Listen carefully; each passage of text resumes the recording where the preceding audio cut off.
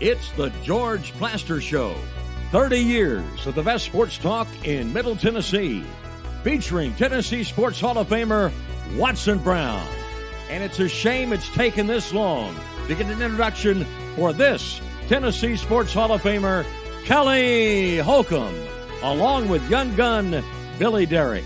And now, here's your host, George Plaster. Hello again, everybody. Welcome in on, I'm trying to figure out what kind of a Wednesday it is. At times, it's beautiful. And then at times, it looks like it's going to pour. And my guess is wherever you may be, if you're watching this live or even if you're archiving it and pulling it up later, it's been this way for about 3 days. I'm sick of it. Let the sun shine in. Yeah, I'm sick of it too. We need some sun, but the other thing I'm sick of, George, is fix my camera. These dang cicadas. Oh my God. You know what it sounds like, though? I've had about 8 of them on top of my car this morning. Yeah. If you go out, I don't hate the sound. Listen, it's the buzz. Yeah. That if you're in a Major League Baseball stadium and there are about 48,000 others there, that's sort of the buzz that gets created. It's not the worst sound in the world, but and I'm sitting there going 2-2 pitch, strike 3 called. Practice with a crowd around. Absolutely. That's great. But no more cicadas, please. No.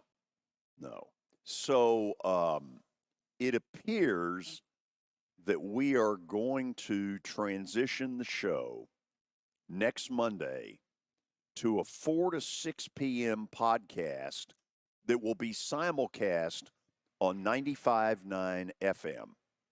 We tried out the phones yesterday. We think we've got it working, ready and raring to go, and are excited about what's coming. For those of you in the Murfreesboro, Rutherford County area, you can hear us on 107.9. And we're looking forward to getting all that going. It's going to be fun. And most importantly, we're getting a phone system out of the deal. And y'all have heard me say this. I've missed not being able to talk to people. That kind of sucks. One of the things I have loved in sports talk radio is the banter back and forth between host and calls. Calls teach hosts a lot of things. Now, there's some out there that think they've got all the answers and that the caller couldn't possibly teach them anything. I'm not that person. I have learned over the years that you all give me new ideas, new thoughts about subjects that I think I'm solidly in one corner, and then I hear your argument, and I'm like, I might need to rethink that. Yeah, good test yesterday. All systems feel like a go. And, also, George, if you're in your car, sometimes it can be harder if the show is live and, you've got to kind of sort through YouTube. Just turn that dial to 95.9, and I think a lot of people are looking forward to that too. But if you're also at home, everything else will be the same. You'll be able to go home, watch the archive show, even the next day. You can go back and watch every show we've ever done. So nothing else is changing. It's just adding another platform, and I think that's what we're most excited about. On the first show, I'm assuming it'll be Monday, I'm going to take basically the full 5 o'clock hour for questions, texts. I haven't gotten to do this in 2 years. Yeah. I'm waiting to talk to y'all.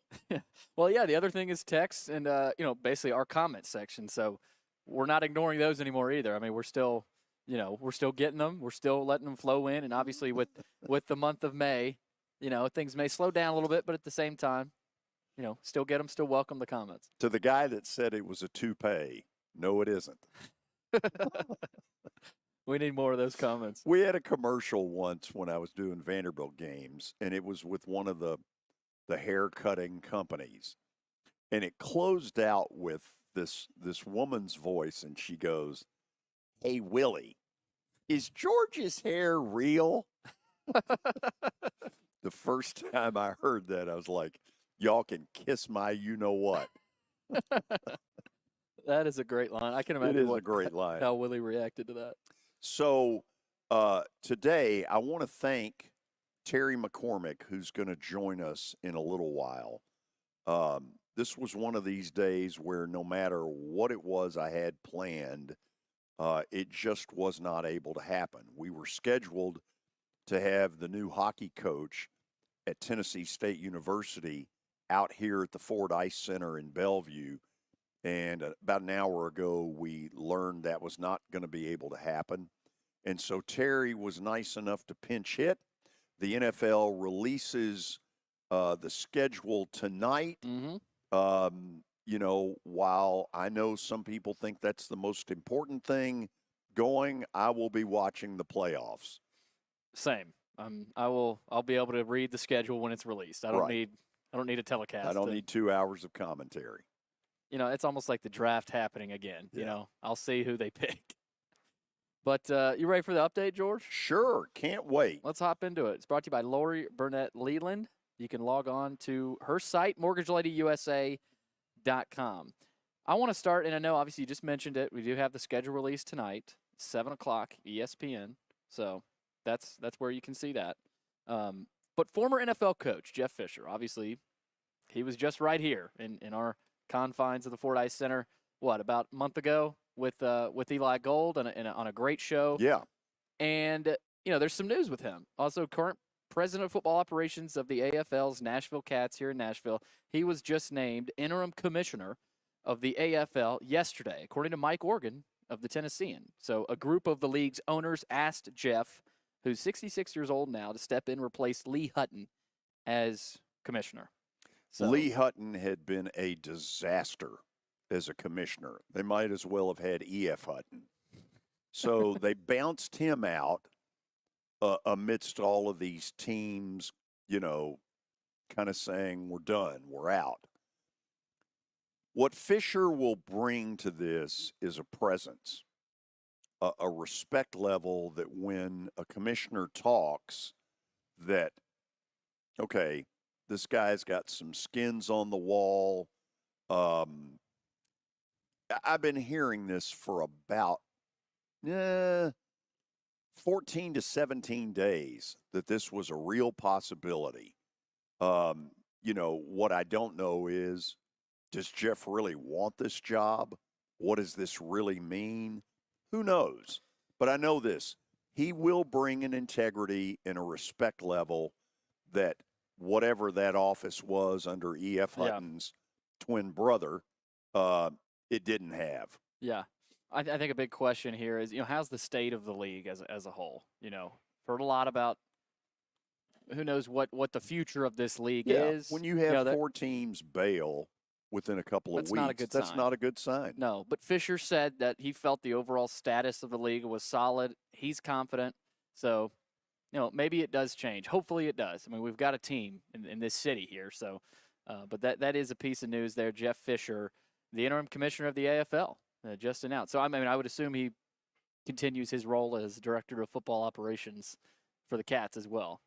I don't know how that's I gonna don't work know. out. I mean, I would assume that that's sort of a deal where he spins that off to somebody else and says, I sent Poggi a text earlier.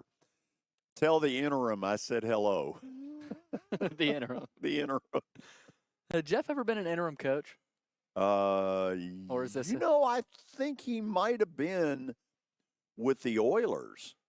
Okay. If I remember correctly, they got rid of Jack Pardee. And the first game that they played under him as the coach was against the Giants. And if I remember correctly, it was on Monday Night Football. And Kent Graham, don't ask me why I remember this. Kent Graham was the Giants quarterback. What I don't know for sure was it an interim title? Seems like it was. Okay, so he's been an interim before. I think so. The interim. That's the interim. That's a good line. Hello, interim. Okay, I got some NBA. Nikola When you're in Jokic. broadcasting, it can be interim. Nikola Jokic received his third MVP trophy from Adam Silver and then celebrated by dominating Rudy Gobert and the T-Wolves last night. He had 40 points, 13 assists, 7 rebounds, and all of a sudden Denver has control of that series after winning 3 straight. At the beginning of the game, it was as though they had come out with the plan of get it to him as often as we can early. Yeah. He was very offensive-minded. He's got a unique style that appears to be very difficult to guard. I mean, has there ever been a player like Nikola Jokic? Not that I can think of, because he's just got a really interesting style. And if he gets within 4 feet, forget it. Forget it. Because he's unbelievably accurate. Yeah. And after the game, Anthony Edwards said, I didn't see any weaknesses in our defense. I saw the MVP. He showed that he's the MVP. So, I mean, and the T-Wolves won the first 2 games. They're sitting here saying, we can't do anything against Jokic.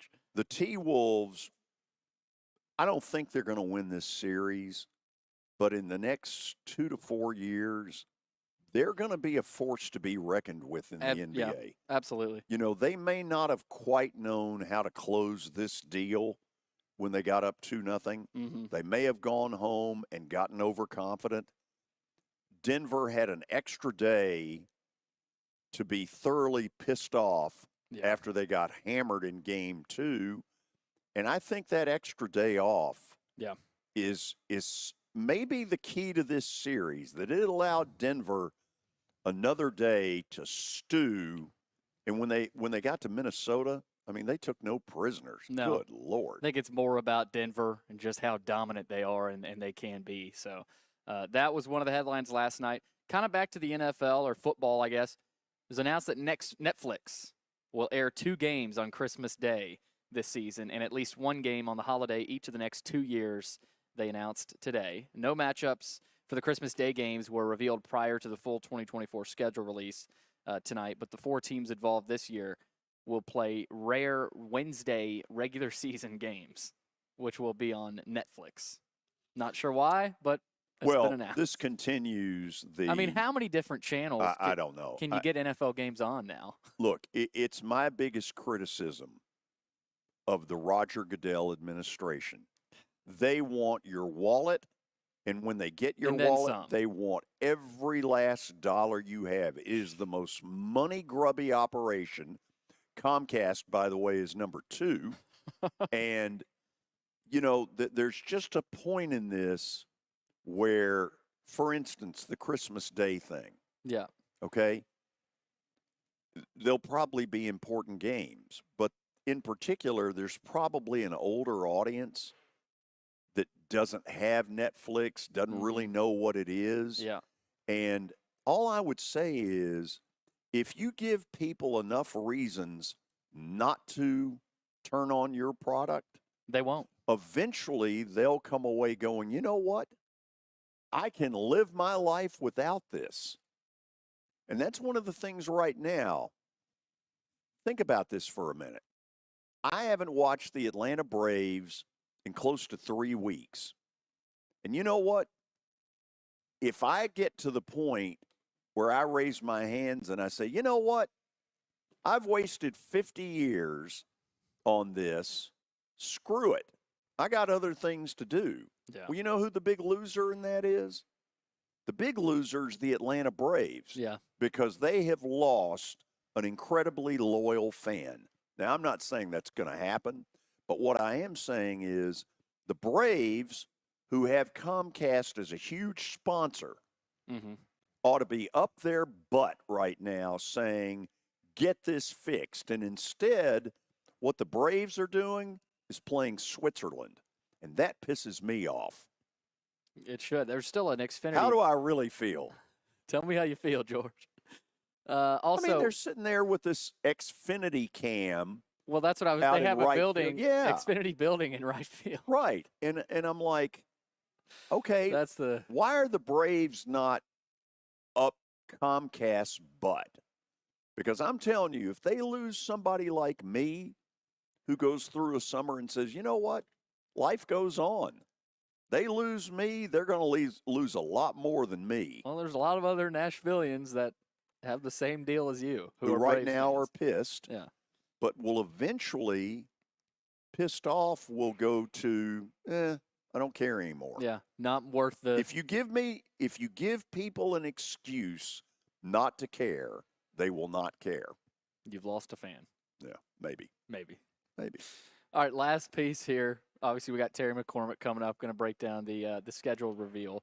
But ACC Commissioner, obviously Jim Phillips, said today the pending litigation with Florida State and Clemson is disruptive and harmful, but it has not changed the dynamic between them as the league wrapped up 3 days of meetings. Like hell it has.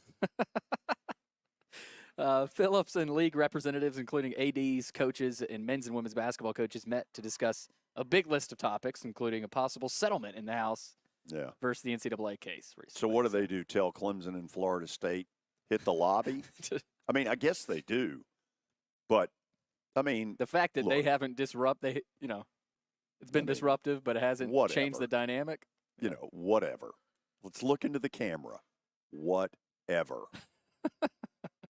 That was my favorite headline of the day today.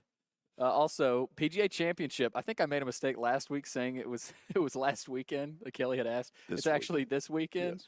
Scotty Scheffler and Rory McIlroy, who just won this past weekend, are favored by sportsbooks heavily for the PGA. I don't think that's a surprise. Scheffler shows plus 425 odds to win his third major championship, up from 350 he showed in the week prior. McIlroy's plus 700 on ESPN bet for what that's worth. So maybe McIlroy's the value bet there to go back-to-back.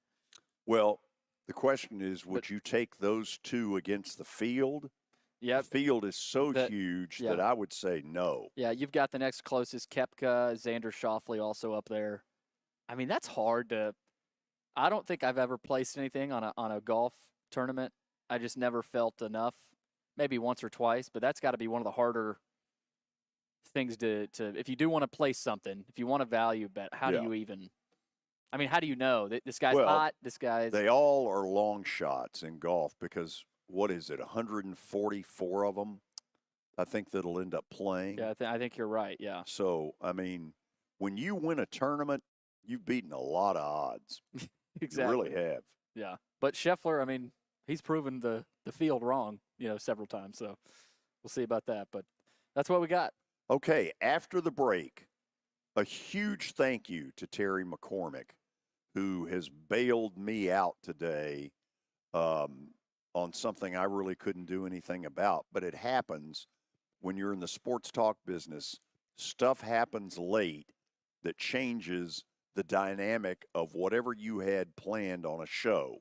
Terry joins us right after this. It was the most horrible experience that any mother could ever go through. I knew that I needed to get help. My friend, she immediately said, you need to call Bart Durham. And you guys were there within an hour. You guys are like family for us. Yeah, sure is nice to connect with the people that you're doing your best to help.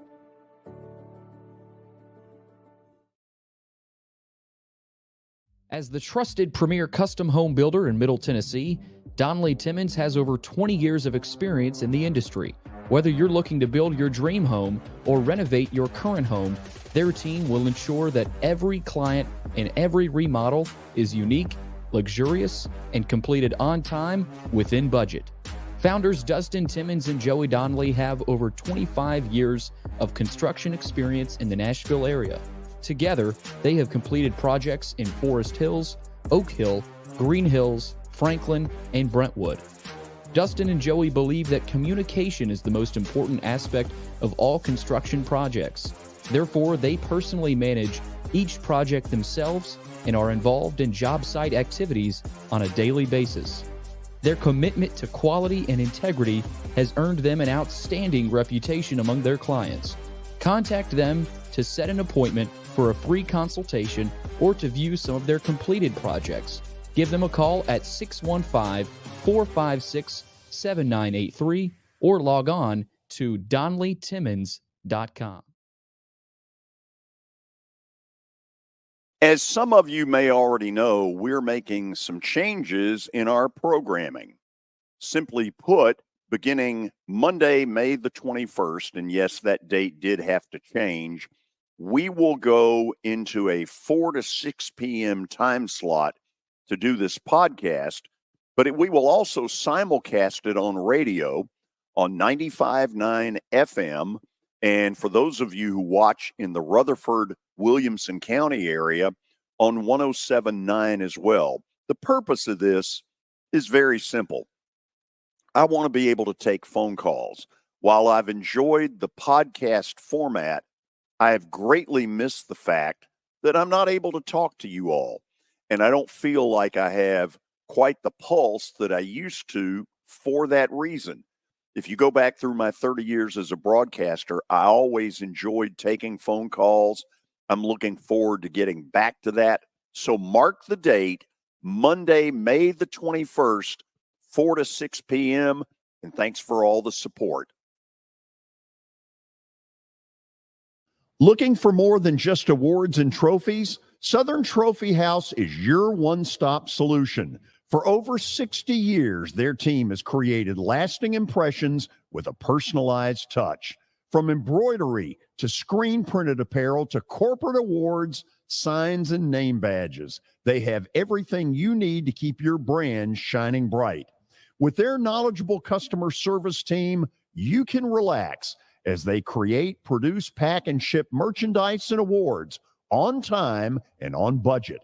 That includes etched crystal awards, custom-cut acrylic name badges, embroidered Richardson ball caps, banners, screen-printed T-shirts, laser-engraved Yeti cups, and knives. Recognize your hard-working team from Southern Trophy House, where they do their best to help you recognize your best. Located at 2705 Nolensville Pike in Nashville, give them a holler, 615-256-7295. Visit southerntrophy.com. Southern Trophy House, for all your personalization and recognition needs.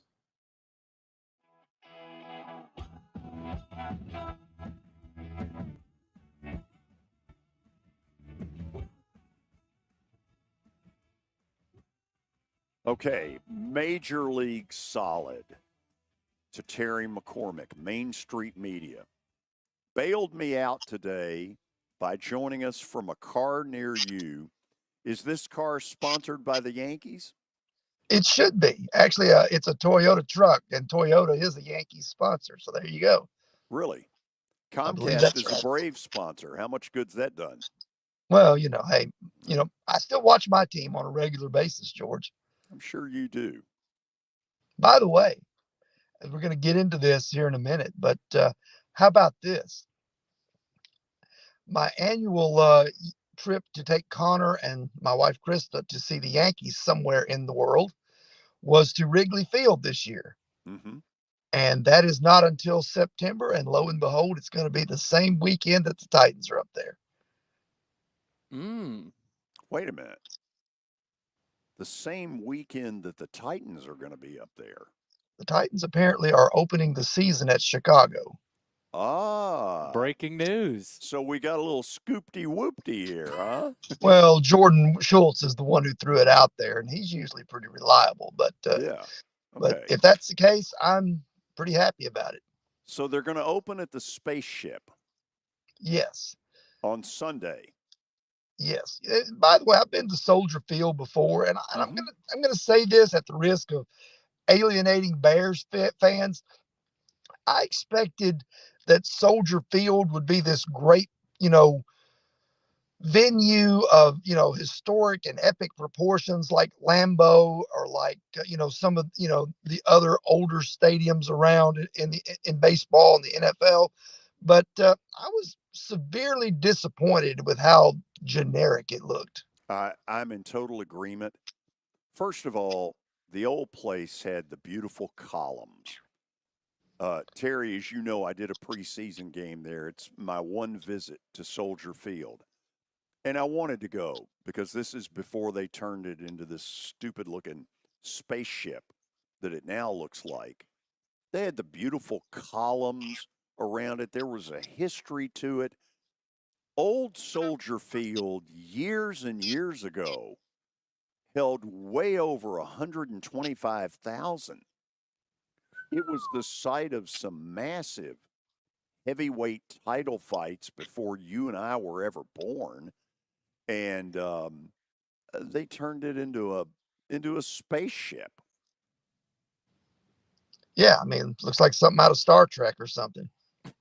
Okay, so that also may be part of why the Bears are trying to get out of Soldier Field, because they've bought the property up at Arlington Park, which is way up in a suburb somewhere.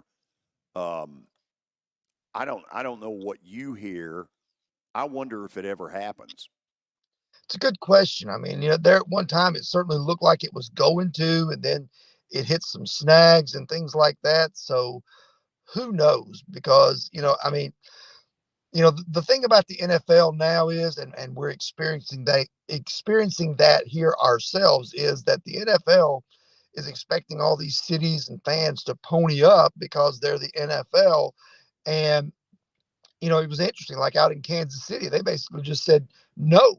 And so eventually the Chiefs may find themselves over on the Kansas side of Kansas City trying to, get somebody else to foot the bill for a stadium. And it makes you wonder if Chicago and people up in, that area are going to be on board with helping the Bears to get a new stadium.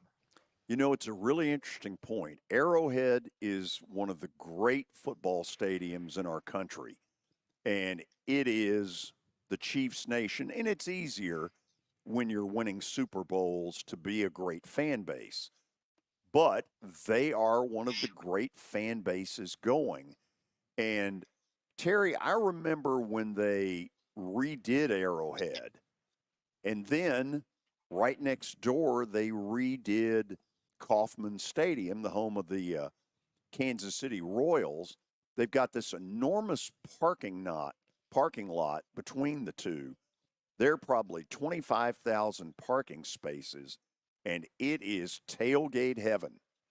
Oh, absolutely it is. I mean, when the Chiefs were out there, in the playoffs, and it was 10 degrees outside, and when they played the Titans a few years ago, that was the infamous game where Jonathan Cyprien KO'd Travis Kelce, and the Titans rallied, in part because Marcus Mariota caught his own touchdown pass. Those people were partying like crazy out there. And same thing, a couple of years later when the Titans went back out there and lost in the AFC Championship to Patrick Mahomes. A lot to think about, because there will be a backlash here to the PSLs. And I'm sure, first of all, this whole we haven't figured out the prices is a load of crap. They have figured out the prices. They know exactly what they intend to charge season ticket holders. It does feel like they're waiting for some perfect moment when everybody's celebrating something to dump that in your lap. Maybe so. I mean, sometimes good news or bad news is best delivered when people are in a festive mood, so that it kind of slips away a little bit under the radar. Yeah, they're not going to deliver that news if they go 4-13 this year, George. So Terry, speaking of which, if you're a Titans fan who says, I want to be a realist, we know that through that 90+ million in salary cap money, they have been able to improve this team. There's no doubt in my mind when they went and got Snead as a defensive back, that was simply the ability to outspend others because they had all this cap money. Now, for the most part, whatever the 2024 Titans are going to be is already. What is fair for a fan to believe they can be?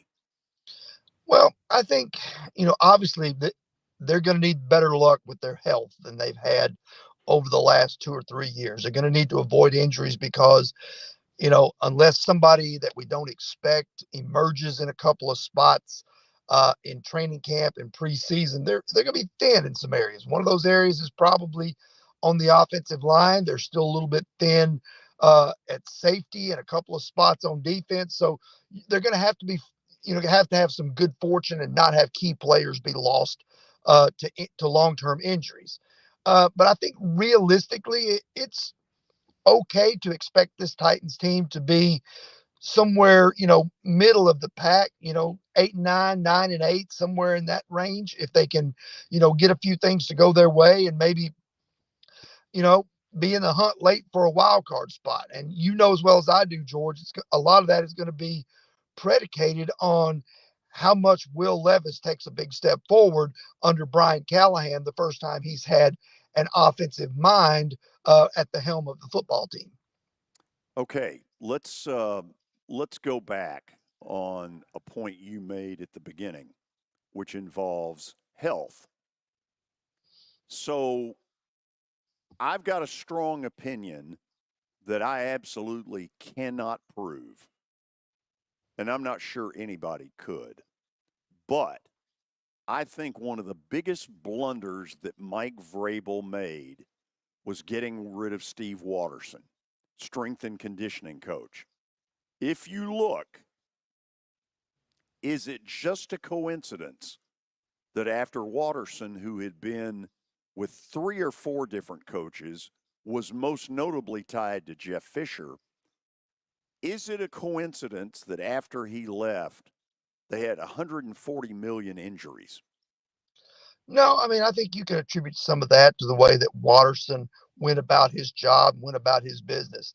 The other thing that I think probably factors into this, George, is think of the style that they play. They wanted to be a physical, smash mouth type of team, 3 yards in a cloud of dust, run you over, be aggressive on defense all the time, making, running to the ball, which you certainly want, but, delivering impactful hits, playing that physical 1980s in the trenches style of football. And that's fine. But today's collective bargaining agreement and the way that things have been legislated down to, guard against concussions and other things, you don't get to practice enough of that in training camp. There's no more two-a-days.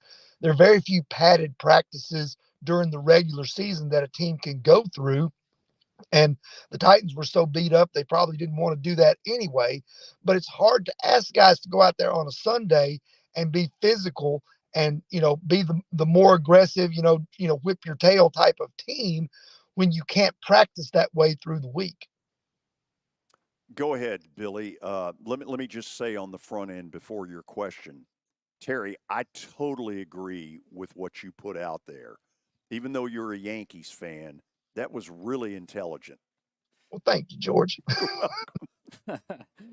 Terry, you had something on your Twitter that I thought was intriguing, and you kind of proposed a question. Knowing that DeAndre Hopkins and Tyler Boyd are on expiring contracts, what type of numbers do you need to see from Traylon Burks this year, who will presumably be wide receiver 4, of course, in order to convince you that the Titans should pick up his 5th-year option? Which is a really good question. I struggled to answer it, but I mean, what do you say? Does Traylon Burks need to have a monster year? Does he need to produce just a little bit? What say you there? What say when you? when you pick up a guy's Wow. 5th-year option, you're going to make him one of the highest paid players on your team in terms of base salary. So for Traylon Burks to get that 5th-year option picked up, he's probably going to have to put himself in a position where he can catch 50 to 60 passes and have between 800 and 1,000 yards receiving. And even though Brian Callahan has promised that Will Levis is going to throw the football around a lot, I don't know that there are enough footballs around for the number 4 receiver to be able to put up those kind of numbers. I'm guessing that for Traylon Burks to be able to put up big numbers this year, it would probably have to come at the expense of somebody else, Billy.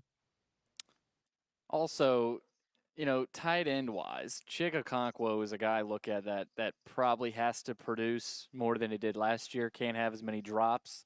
And obviously everybody talked about Brock Bowers as a possibility for the Titans potentially taking. They didn't, of course. how much pressure, or is there any, on Chig Okonkwo this year?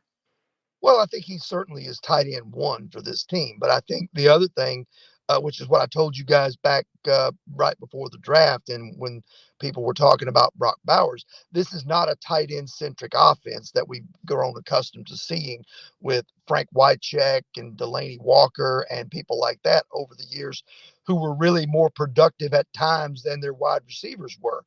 They're in a situation where, this is going to be more of a wide receiver centric offense. You're going to see a lot more balls thrown to Tyler Boyd as the third receiver probably than you are to Chig Okonkwo as the first tight end.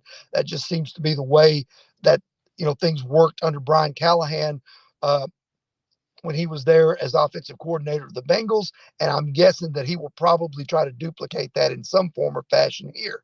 So, Chig Okonkwo gives you, 500 yards on 45 catches and can be a red zone threat by catching 4 or 5 touchdowns. I'd say that's probably about what you need out of him, given the changes that are being made in this offense.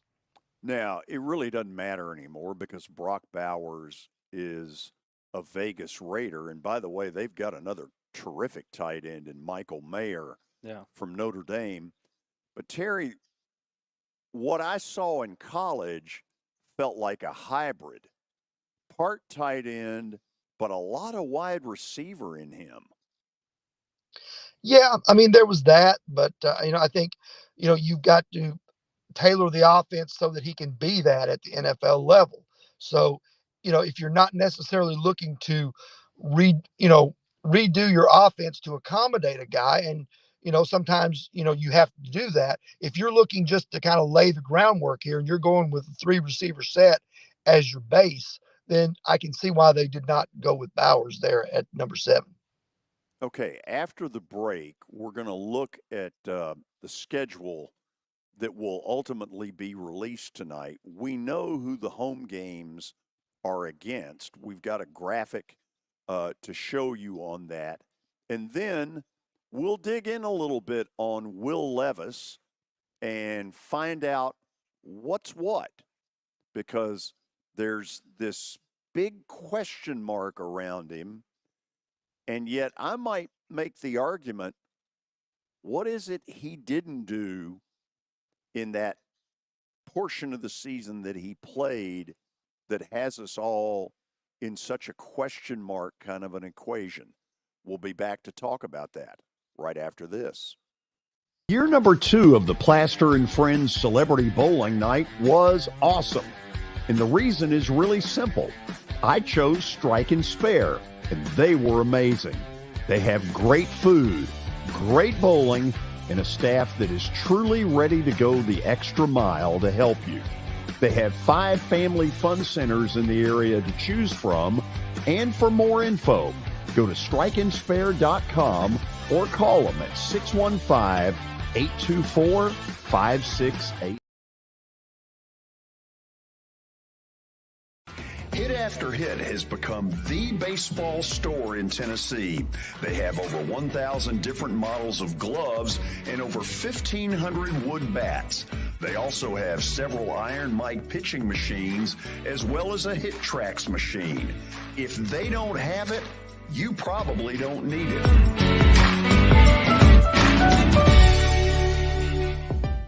We're proud to call Hit After Hit the official shirt provider of the Plaster and Friends Celebrity Bowling Night.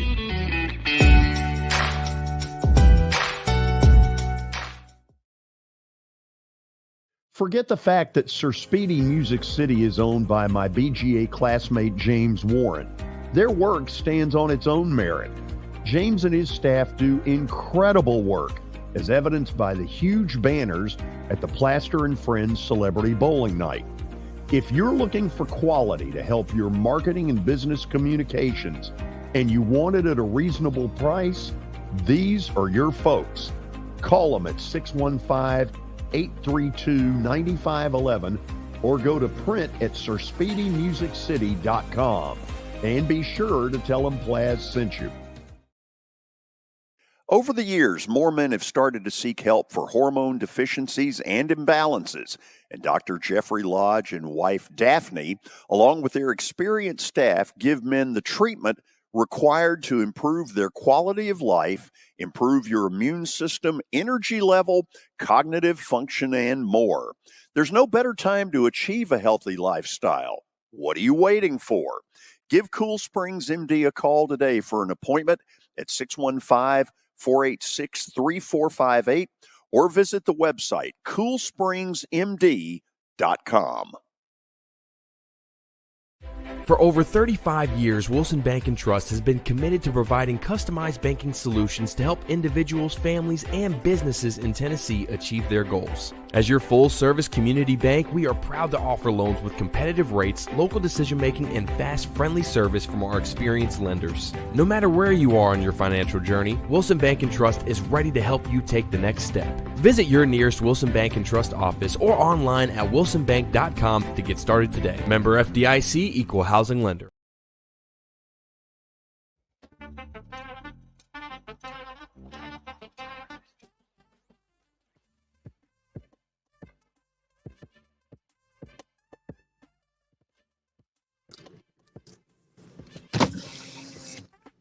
So tonight, the NFL will unveil the schedule, and it's sort of a made-for-television kind of deal.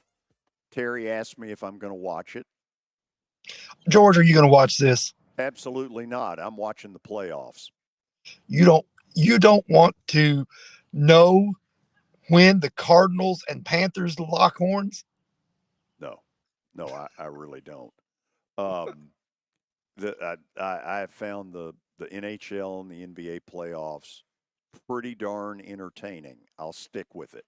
Now, I may flip over at some point. I may even watch the Yankees in Minnesota. They play at 7 o'clock, I believe it is. Or maybe the 6 o'clock. Network, on a network that actually carries games. So, yes.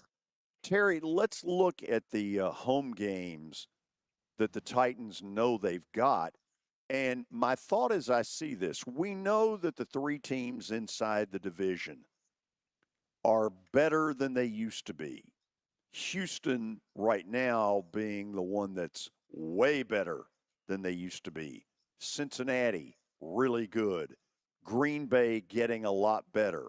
Jets, hard to know, but if Aaron Rodgers and all that stuff works out, the last two feel like the two that are the easiest when you sit here in May. Yeah, when you look at the Vikings and the Patriots, both with rookie quarterbacks, Patriots obviously rebuilding much more than the Vikings are because the Vikings, still have pretty good group of skill position players led obviously by Justin Jefferson, but a complete rebuild going on with the Patriots. And of the division teams, I would think that, like you said, Houston is kind of a notch above the other two. The Jaguars, everybody was ready to anoint them last year. Then they kind of inexplicably folded down the stretch, including losing to the Titans in the Derrick Henry, Ryan Tannehill finale that kept the Jags out of the playoffs. And then you've got the Colts, who are solid in a lot of positions on both sides of the ball. But Anthony Richardson, to me, is still a big question mark, a bigger question mark than Will Levis at quarterback because he played so little last year and he had so few starts in college. So, okay, let me try it that way. Clearly, Houston today is in the one hole.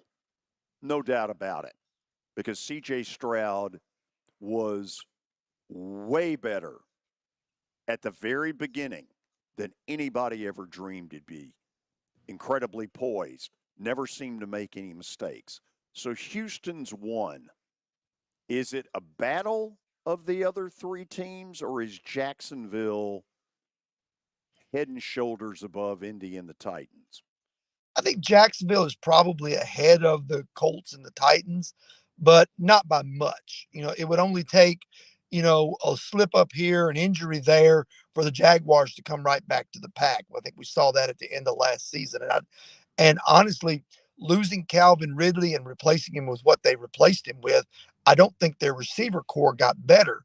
So that's not something that's in Trevor Lawrence's favor as he goes into a new year. And of course, we get what we think might be the last time we ever see Aaron Rodgers. Knock on wood that he's healthy.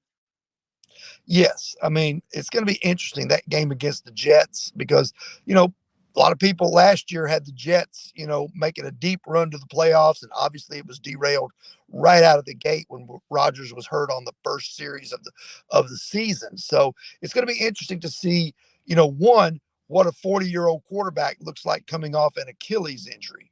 And then two, the AFC is loaded with top tier quarterbacks, whether that's Patrick Mahomes, Joe Burrow, Josh Allen, Justin Herbert, CJ Stroud. It's loaded. Where does Rodgers fit in that pecking order? And can he take the Jets on a deep playoff run against those caliber teams? Because it's going to be interesting to see. Terry, I think I'm right about this. And if I'm not, stop me. Has it been determined that the Titans absolutely will not play in London, Seoul, South Korea, Vietnam, Chad, anywhere else that the NFL is trying to play games?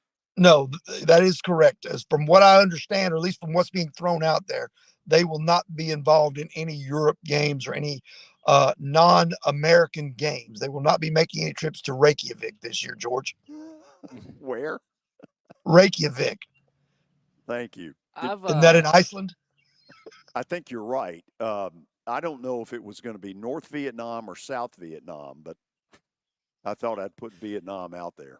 One more on the schedule, Terry. With the Bengals coming to Nashville, do you think there'll be any extra motivation for the Bengals because they lost Tyler Boyd, they lost Brian Callahan over there? I mean, I don't know if there will be or not, but I mean, you think that'll obviously have some fireworks potentially when the Bengals come to Nashville? Yeah, I think that's a game that you should probably circle on your calendar, because I'm sure that with Brian Callahan having worked there under Zach Taylor, he's going to know forward and backwards what the Bengals want to do, and vice versa. The Bengals are going to know what Brian Callahan wants to do with the Titans. The thing is, with Brian Callahan, the wild card is he's coming here. They know what he wants to do, but they don't necessarily know how it will fit with the Titans personnel that they brought in and that he's inherited.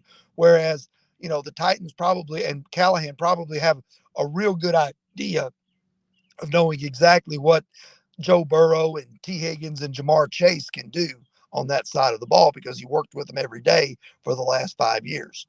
I know it's obviously early, and we've talked about how much will Brian Callahan have to change. Is he going to be able to do a lot of the same things he did last year in Cincinnati? I mean, he was able to bring who was the backup that got thrown in Cincinnati?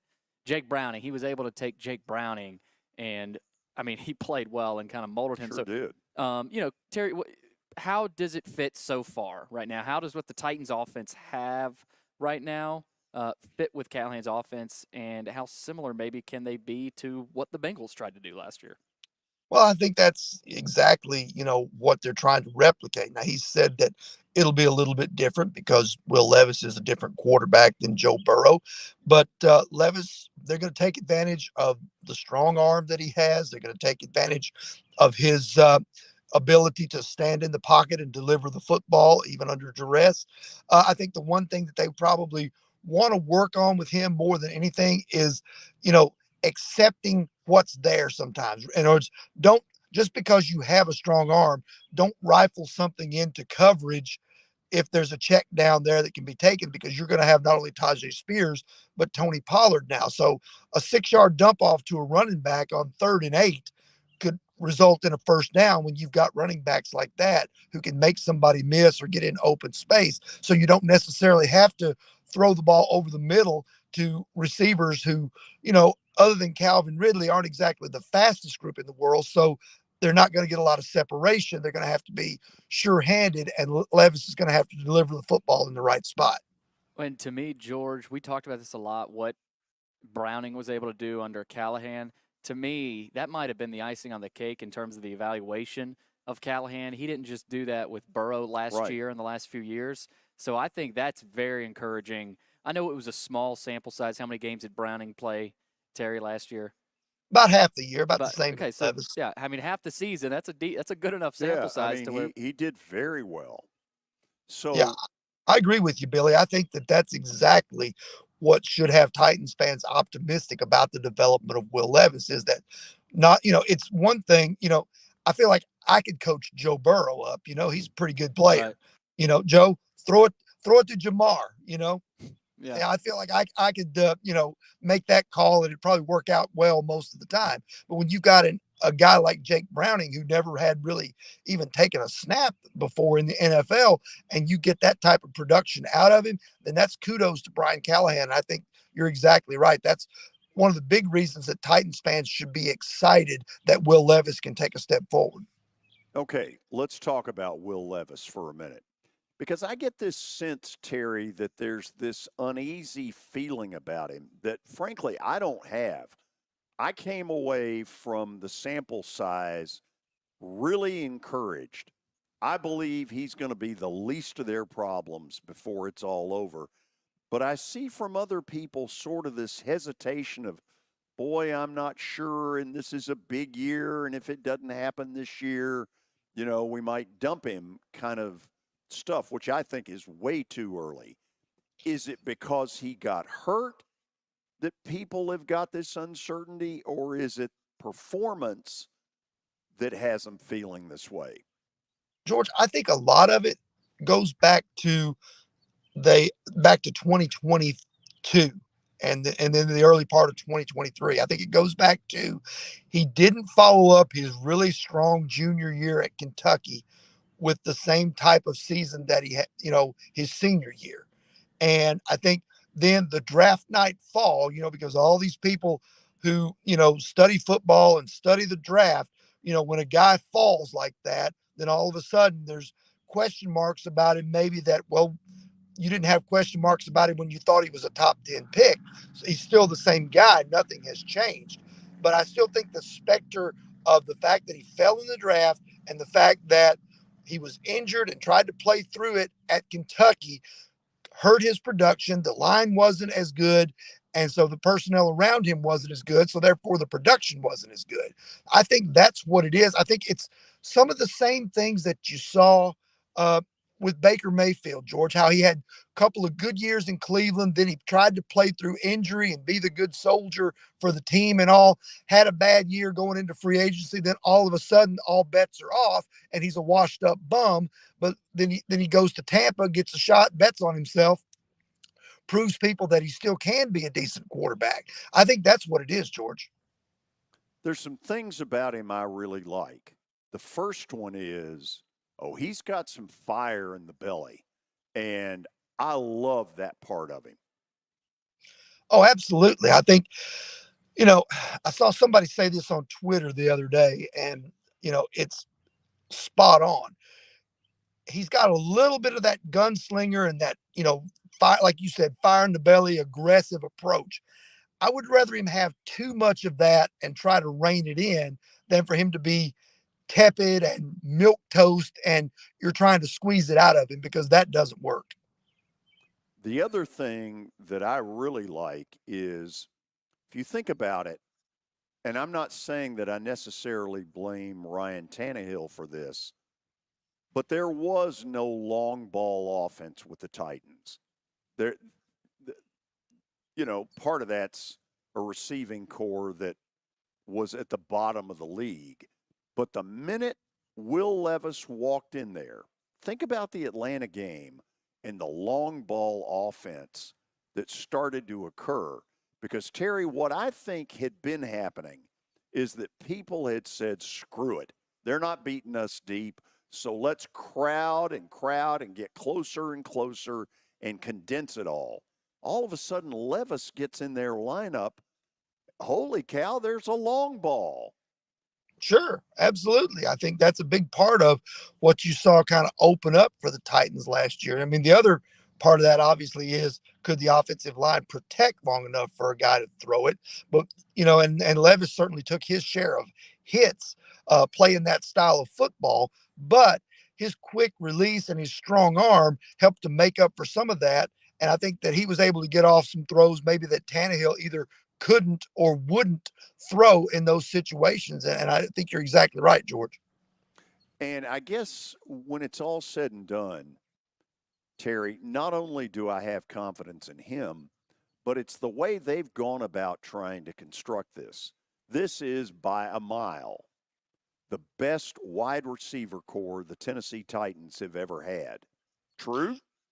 Probably when you start going 1 through 5, I would have to say so. I mean, the only thing that even comes close to it, and it was top heavy with Derek Mason and Drew Bennett. Then he had Justin McCarron's, but after that, there was kind of a drop off there in, I guess it was 2003 or 4 maybe. But yeah, I'd say you're right. By the way, who's your fifth? Who's my fifth? My fifth is probably Nick Westbrook-Akina, who's a serviceable guy. He's a guy that's been pretty solid for this team. He's not spectacular. He's not going to go for 1,000 yards and 80 catches, but if you have to put him in there, he's not going to be a liability. Where does Kyle Phillips fit in all this? Probably fighting for a slot job, fighting with Tyler Boyd to be Tyler Boyd's backup, and also fighting to win the punt returner job away from this rookie, Jaquan Jackson. So he's definitely on the bubble. I think it's pretty clear that Callahan, and you tell me if you disagree with this, that Callahan walked in, got in the film room, and said to himself, okay, we're not going to be able to count on X, so let's go get one. We're not going to be able to count on Y, so go get one.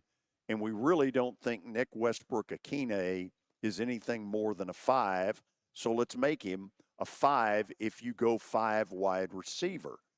It appears to me that he just said, look, we're going to cut through all this. We don't have enough good ones, so we're going to go sign some. Sure, that's exactly what happened. I think that's exactly what Callahan and Carthon did this offseason because, we've seen what happens when this team, is banking on a Traylon Burks and banking on a Kyle Phillips. They couldn't stay healthy.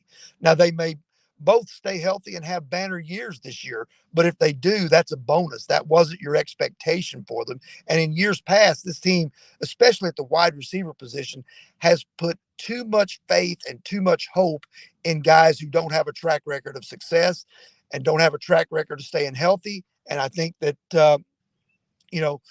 and then they also would go out in desperation and bring in, guys like Julio Jones or Eric Moulds and Andre Johnson, guys who were at the tail end.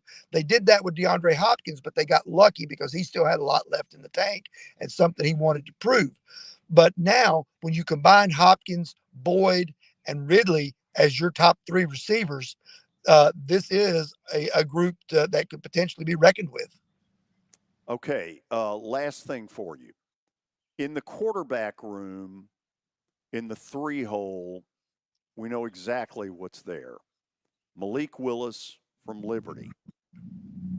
A week ago, they brought in a young guy from Austin Peay by way of MTSU, Mike DiLello.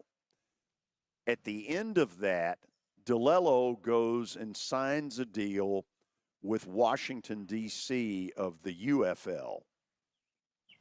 In your opinion, is Malik Willis a solid 3, or are they looking at somebody, whether it's DiLello or anybody else, to unseat him? Well, I think he's the 3 for now. And I think what Malik Willis has to show them in preseason is that he's got a good enough grasp on this offense, this new offense of Brian Callahan's, and that he is matured enough that he can eventually become a number 2 because Mason Rudolph is on a 1-year deal. So you want to see Malik Willis take a big step forward in his knowledge of the offense and in his ability to execute that offense. Otherwise, if he doesn't have a strong preseason and doesn't have, a strong training camp, then they're probably looking for somebody to put on the practice squad to potentially replace him. Terry, appreciate it on really short notice. You were good to do this, and I can't thank you enough. Go Yanks. know about that. You had to get that in there, didn't you? I did. I did. Just about the time you thought, well, he's being pretty nice to me. Then you throw that pile of garbage in there. Yes Network tonight? Yes Network against the Minnesota Twins. My games will be on the No Network. No as in no, it ain't coming on your TV. See you, The Terry. No Network. The See, No Network. See you. I like it. Yeah. You know, we may have to use that. That's a good line. In the weeks to come. The Braves are on the No Network. No, you ain't seeing them. After the break, we'll go stat of the day, and then because we've had some stuff that just didn't turn out the way we wanted. I'll tell you one of the funny ones. We were going to have Jeff Hem on today from down in Florida. They had a big rain delay. They're in Jacksonville, and they are playing. If you're watching this live, they're playing as we speak. So I think it's fair to say Jeff Hem's not coming on. No. So plaster bet of the day with unprecedented success, I believe. Correct? Yes, you went Yes. 3-0 last night. Damn right I did. We're back after this.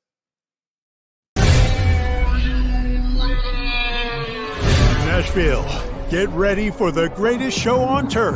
Electrifying, high-octane, non-stop spring football action. Starting at only $30. Don't miss the season opener this April 27th at Municipal Auditorium. Hi, I'm Jeff Fisher. The Nashville Cats are bringing arena football back to Nashville. Grab your tickets now at thenashvillecats.com and be part of the action. Star Physical Therapy was established in 1997 with one great mission: to serve. If you're hurting, don't wait to receive physical therapy. You don't need a referral to see their physical therapist, and early morning and evening appointments are available. Make the call to 615-673-1420 and get rid of that pain. Star Physical Therapy, the official health provider of Football Friday.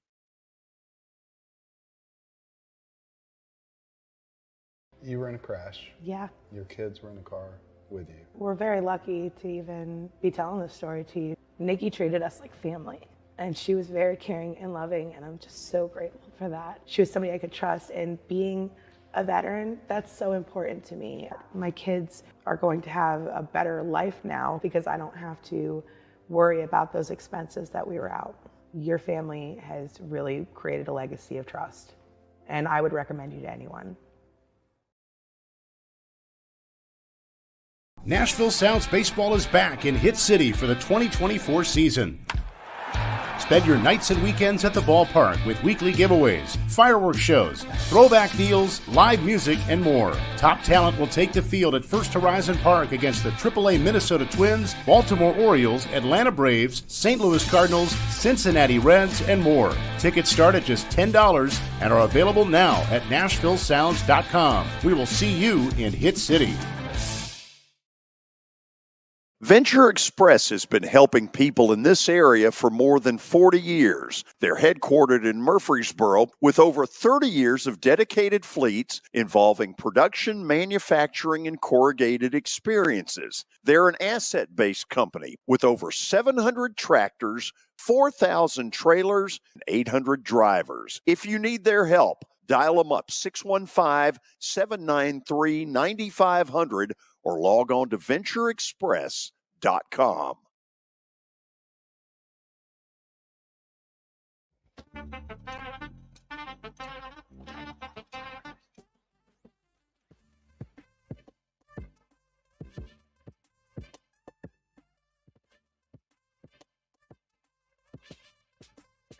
Top of the hour on a Wednesday. We've got Bet of the Day coming up. But first, Stat of the Day, brought to you by John English, Antique Sports and Cards in Shelbyville. As we get this little slide up here. They're open during the week, Tuesday through Friday, noon to 5, and Saturdays from 10 a.m. to 5. Give them a call, 931-492-4304. All right, we're going NBA today. No Kelly, of course, so I don't know how much that will affect anything, though.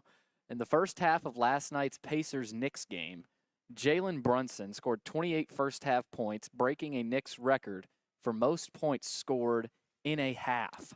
Whose record did he break? Okay, the obvious choices would come from people like Bernard King, Allen Houston, Patrick Ewing, and the Knicks. By the way, I loved the way they tore up Indiana last night. The Garden was rocking. They beat the crap out of them. Oh, from the minute they tipped it off, that organ with the defense chant, it was great. But there's also a group going way back.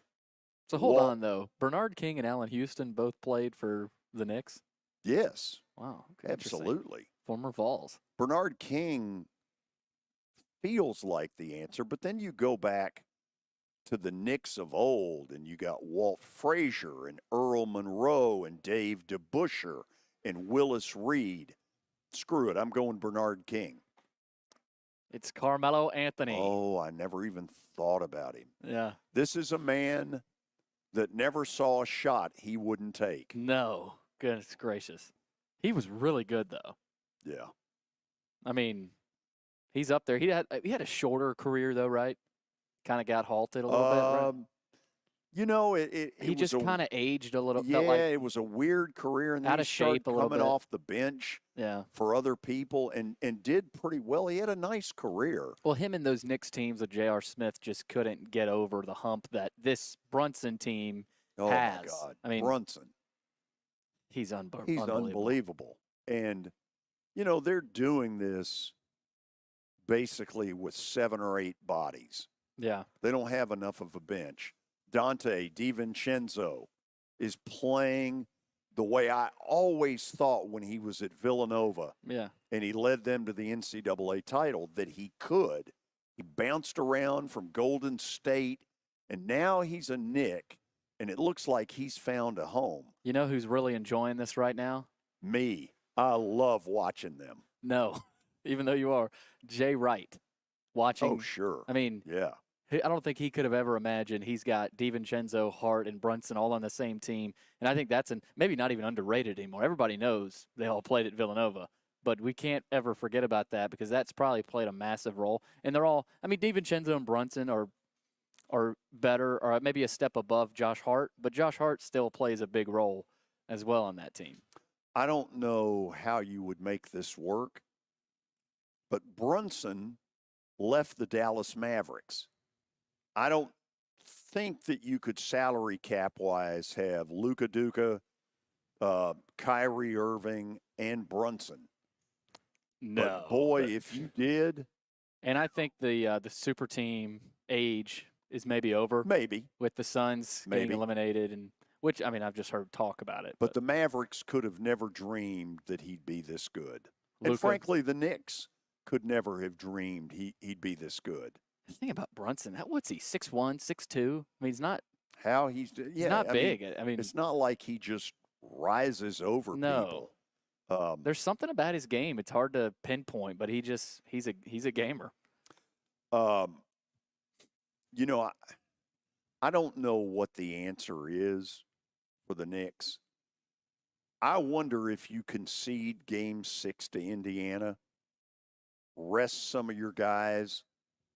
Because if they're going to win this series, it's not going to be in Indiana.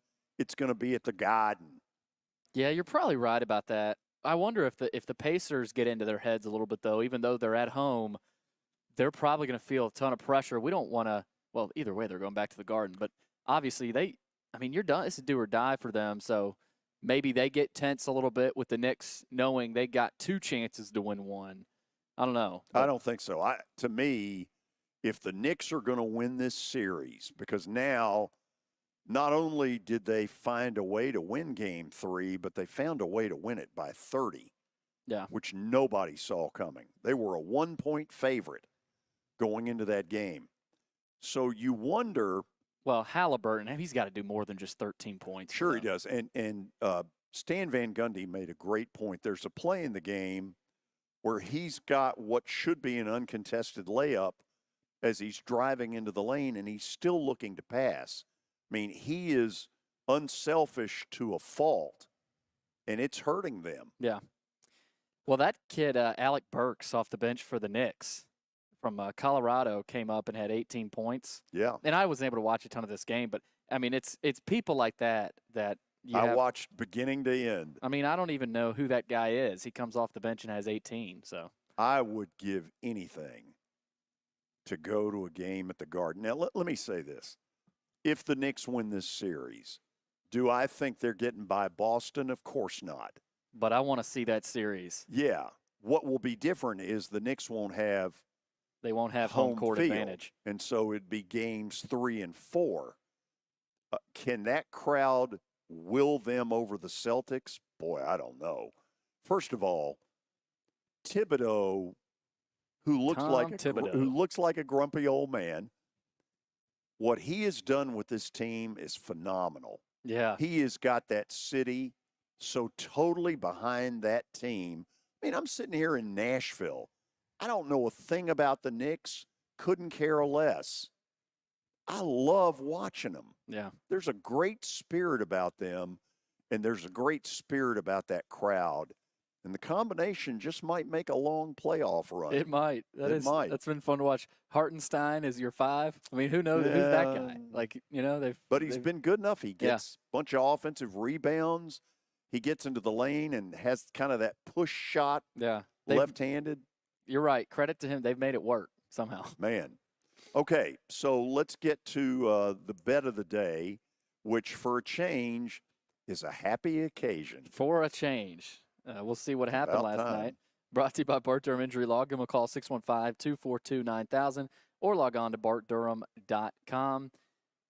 Maybe the Hindenburg has subsided. Is back at water level, surface level, not underwater. So the Knicks covered easy. Yeah. No contest. Denver, closer than the final score. The first half was nip and tuck all along. So, do you know how Edmonton won their game? How did they? I'm going to tell you. So, they were up 2-1 with 2 minutes left. The Canucks tie the game with 1:39 left. And Edmonton, now remember, I'm awake to see Vancouver tie it. Mm-hmm. I'm apparently asleep by the time Edmonton won it with 39 seconds to play in regulation. My gosh. 2 goals in 1:10. And Edmonton keeps themselves alive. They have tied the series at 2-up. Vancouver looks way tougher than we who watched them play against the Preds initially believed. Very impressive what Vancouver has gotten done. Really impressive. But the Oilers, we talked about how soft they looked in, what was it, Game 3 we were talking about? They looked a little bit like they had been pissed off after giving that one away a little bit. So I think they proved some toughness, and they're still – I mean, they're dynamic. We know they can score, but they did, I think, prove a little bit of toughness there. Well, they've got their hands full in this series. Yeah.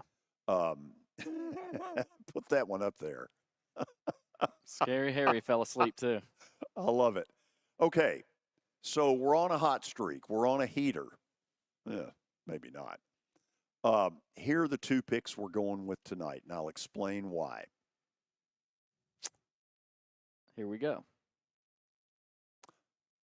What I detected in the second half of Monday night's OKC Dallas game was Luka Duka on one leg. Mm-hmm. There just was not the explosion. And finally, with him, he had to admit it, and all of a sudden he'd make the move into the lane, and it didn't look like he had enough to elevate, and so he would find teammates. Mm-hmm. Well, as has been the problem at times in Dallas, the teammates aren't a good enough supporting cast. OKC's going to take them behind the woodshed tonight, get control of the series in Oklahoma, and they're going to cover the 4. I'm with you there. Thank you. Dallas running out of gas. Ask me a if little I bit. care. Okay, Kelly. And then this one. I thought I would have sworn this is a 7-game series. Doesn't look like it is. No. Colorado's got some internal issues going. Those logos One of are their, wrong, by the way. Just okay, forget hold about the logos. On the left is the Denver Nuggets, and on the right is Minnesota. Thank you. I know the NHL appreciates it. Colorado's got a locker room issue. One of their guys tested positive, out indefinitely, and it's a pissed-off locker room. One of their players, discussing the player that got caught, said, quote, he made his decisions. They played flat as a pancake Monday night, brought no juice. I don't think they're going to bring any juice tonight, and I think Dallas closes them out in 5. Yeah, that's a weird story there in Colorado. I hadn't heard about that till this morning. Yeah, not good. Not good in the middle of the playoffs there. That's tough. Kelly Holcomb returns tomorrow. We're looking forward to having him back. He's been on a recruiting trip with his son, Jameson. I do want to get Jameson on one day and just say, analyze your father. How did you survive? Anyway, Kelly will be back with us tomorrow. Hope you'll join us as well. Don't forget, starting Monday, the show will move to 4 to 6 p.m. Central in podcast form, but it will also simulcast on 95.9 FM. The big reason, we get a phone system. We'll be able to start taking your phone calls. Very excited about that possibility. See you tomorrow.